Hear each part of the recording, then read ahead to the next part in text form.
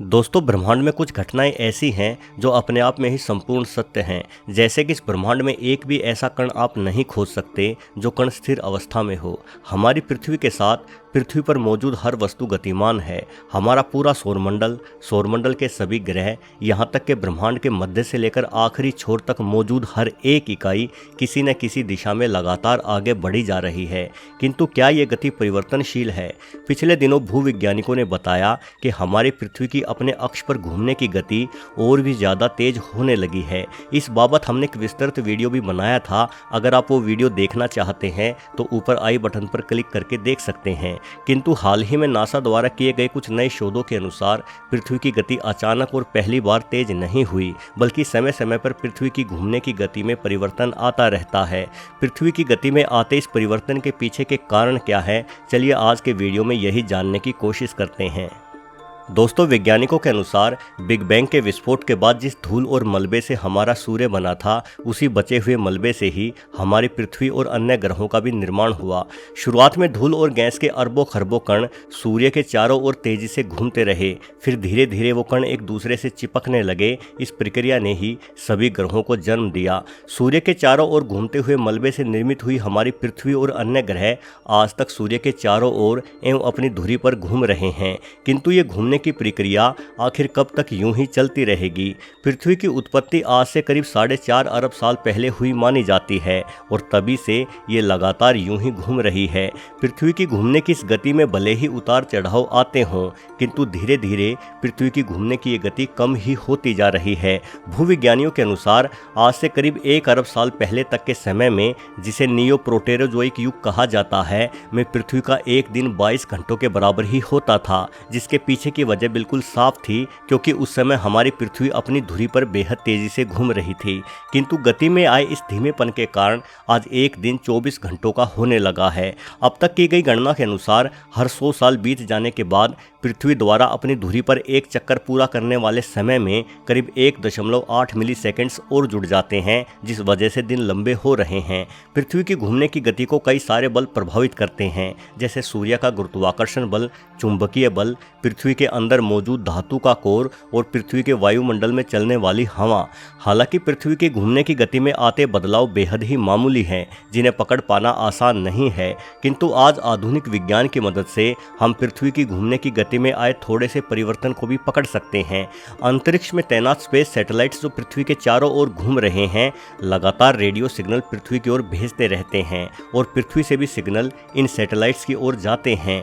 यदि पृथ्वी की घूमने की गति में हल्का सा भी परिवर्तन आता है तो उसका सीधा प्रभाव इन सिग्नलों के बहाव पर पड़ता है, जिसका आकलन कर वैज्ञानिक पृथ्वी की घूमने की गति में हुए परिवर्तन को जान सकते हैं। दोस्तों, आपने किसी मेले या पार्क में झूला जरूर झूला होगा। इन झूलों को चलाने के लिए किसी मोटर या इंसानी ऊर्जा की आवश्यकता होती है। जैसे ही मोटर बंद होती है तो थोड़ी देर चक्कर लगाने के बाद झूला रुक जाता है, क्योंकि जमीन का गुरुत्वाकर्षण बल और पृथ्वी के वायुमंडल के साथ हो रहा घर्षण झूले को लगातार रोक रहा होता है। हमारी पृथ्वी भी इस अंतरिक्ष में किसी झूले के समान ही घूम रही है। हालांकि पृथ्वी की गति के साथ घर्षण करने के लिए अंतरिक्ष में कोई हवा नहीं है, परंतु पृथ्वी के सबसे निकट मौजूद चट्टान यानी हमारा चंद्रमा अपने गुरुत्वाकर्षण बल से पृथ्वी को लगातार प्रभावित करता आ रहा है।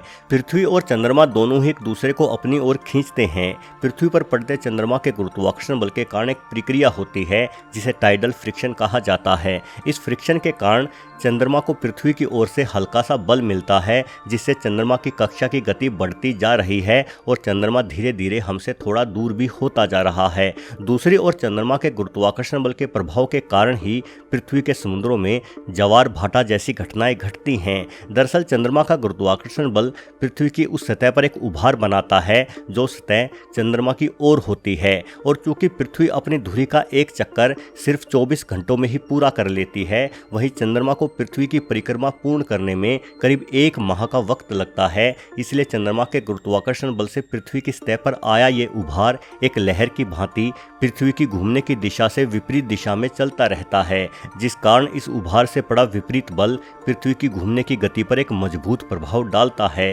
चंद्रमा के गुरुत्वाकर्षण बल का प्रभाव पृथ्वी पर तब से पड़ रहा है जब से चंद्रमा पृथ्वी की परिक्रमा कर रहा है। कंप्यूटर सिमुलेशन के अनुसार आज से लगभग 1 अरब 40 करोड़ साल पहले तक चंद्रमा की पृथ्वी से औसतन दूरी 2,11,900 मील यानी करीब 3,41,000 किलोमीटर थी। उस समय तक पृथ्वी आज की तुलना में कहीं अधिक तेजी से घूमती थी और पृथ्वी का एक दिन करीब 18 से 19 घंटों का ही हुआ करता था। किंतु पृथ्वी और चंद्रमा के बीच की दूरी कम होने के कारण न सिर्फ चंद्रमा के गुरुत्वाकर्षण बल का प्रभाव पृथ्वी पर अधिक था, बल्कि इस गुरुत्वाकर्षण बल से बनी टाइडल फ्रिक्शन की लहर और अधिक मजबूती लेती हुई तेजी से पृथ्वी की घूमने की दिशा के विपरीत बल लगाती हुई तैरती थी। यानी अरबों साल पहले चंद्रमा के प्रभाव के कारण पृथ्वी की घूमने की गति में काफ़ी अधिक कमी आई होगी, किंतु पृथ्वी और चंद्रमा के बीच की दूरी लगातार बढ़ती ही चली गई और आज पृथ्वी और चंद्रमा के बीच की दूरी बढ़कर 2,38,900 मील यानी 3,84,472 किलोमीटर हो चुकी है।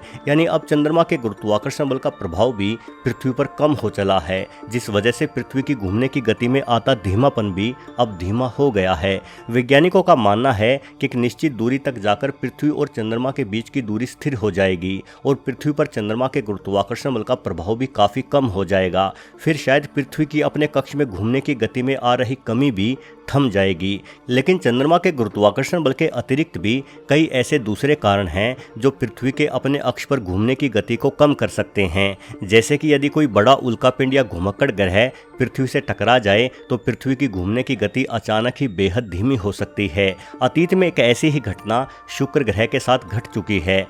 पृथ्वी के कोर की घूमने की गति भी पृथ्वी के अपने अक्ष पर घूमने की गति को प्रभावित करती है। पृथ्वी का कोर पृथ्वी की सतह से 2900 किलोमीटर नीचे है, जबकि आज की आधुनिक मशीनों के साथ भी हम पृथ्वी की सतह पर मात्र 7 किलोमीटर गहराई तक ही खड्डा खोद पाए हैं। यानी हम नहीं जानते कि पृथ्वी के कोर की घूमने की गति क्या है। वैज्ञानिक अपनी गणना में पृथ्वी के कोर का तापमान 4000 से 6000 डिग्री सेल्सियस बताते हैं। यदि भविष्य में पृथ्वी के कोर के तापमान में कमी आती है तो इसका प्रभाव निश्चित रूप से पृथ्वी की घूमने की गति पर भी पड़ेगा। साथ ही पृथ्वी पर बहने वाली हवा और समुद्री लहरें भी पृथ्वी की घूमने की गति को प्रभावित करते हैं।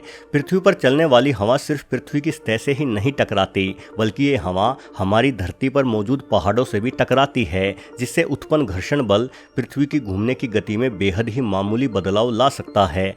नासा की जेट प्रोपल्शन लेबोरेटरी के अनुसार जिस साल पृथ्वी पर अधिक तूफान रिकॉर्ड किए गए हैं, उस साल पृथ्वी की घूमने की गति में भी कमी होती देखी गई है। वहीं भूकंप के दौरान जब पृथ्वी की टेक्टोनिक प्लेट्स अपनी जगह बदलती है तो भी पृथ्वी की घूमने की गति कम या तेज हो सकती है। उदाहरण के लिए 2004 में आए इंडोनेशिया भूकंप के बाद पृथ्वी की घूमने की गति 3 माइक्रोसेकंड्स बढ़ गई थी। दोस्तों, भूगर्भ वैज्ञानिकों के अनुसार बदलता मौसम भी पृथ्वी की घूमने की गति को प्रभावित करता है। गर्मी के दिनों में जब बर्फ पिघलकर समुद्र की ओर जाती है तो पृथ्वी तेज गति से घूमने लगती है। वहीं सर्दी में जब नॉर्थ पोल पर बर्फ की चादरें फैलती हैं तो पृथ्वी की घूमने की गति कम होने लगती है। यानी कुल मिलाकर जब तक पृथ्वी की घूमने की गति में कोई बहुत बड़ा और अचानक परिवर्तन ना हो, ये बदलाव एक सामान्य प्राकृतिक घटना मानी जा सकती है। वीडियो देखने के लिए आपका बहुत बहुत धन्यवाद।